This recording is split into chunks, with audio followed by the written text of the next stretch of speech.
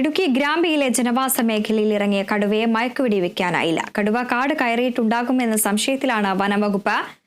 Sniffer dog വനാതിർത്തി മേഖലയിൽ വരെ എത്തി. നാളെയും ദൗത്യം തുടരാനാണ് വനംവകുപ്പിന്റെ തീരുമാനം. ഇതിനിടെ വനംവകുപ്പിനെതിരെ പ്രദേശവാസികൾ രംഗത്തെത്തി.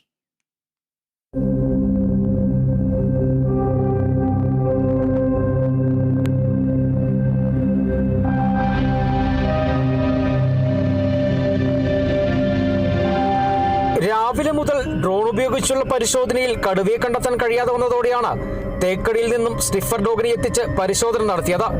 കടുവയെ കണ്ട സ്ഥലത്ത് നിന്നും 2 കിലോമീറ്റർ അകലെ വരെ സ്നിഫർ ഡോഗ് എത്തി. കടുവ ഹില്ലാഷ് അരണക്കര മേഖലയിലേക്ക് നീങ്ങിയതായാണ് വനംവകുപ്പ് പറയുന്നത്. വനാതിർത്തി മേഖലയായിരുന്നതിനാൽ കടുവ വനത്തിനുള്ളിലേക്ക് കടന്നിരിക്കാമെന്ന സംശയം ദൗത്യസംഘത്തിനുണ്ട്. ഈ മേഖലകളിൽ 2 കൂടി സ്ഥാപിക്കാനാണ് വനംവകുപ്പിന്റെ തീരുമാനം. പരിശോധന നാളെയും തുടരും. കടുവയെ കണ്ടെത്തിയാൽ മയക്കുവെടി വെക്കുമെന്ന് കോട്ടയം DFO N രാജേഷ് പറഞ്ഞു. ക്യാമ്പ് തുടരും. ക്യാമ്പ് കണ്ടിന്യൂസ് ആയിട്ട് 24/7 ക്യാമ്പ് ഇവിടെ തന്നെ തുടരും.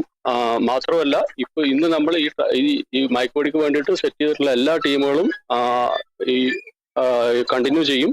ഡിസ്മാൻഡിൽ ചെയ്യുന്നില്ല. ടീംസ് എല്ലാം കണ്ടിന്യൂ ചെയ്യും. എന്തെങ്കിലും നമുക്ക് പ്രസൻസ് കിട്ടിക്കഴിഞ്ഞിട്ടുണ്ടെങ്കിൽ ഇമ്മീഡിയറ്റ് ആയിട്ട് നമുക്ക് ആക്ട് ചെയ്യുന്ന രീതിയിലാണ് എല്ലാം സെറ്റ് ചെയ്തിരിക്കുന്നത്. ഇതിനിടെ പ്രതിഷേധവുമായി പ്രദേശവാസികൾ രംഗത്തെത്തി. വനം വകുപ്പ് പ്രദേശവാസികളുടെ സുരക്ഷ ഉറപ്പാക്കണമെന്നായിരുന്നു ആവശ്യം.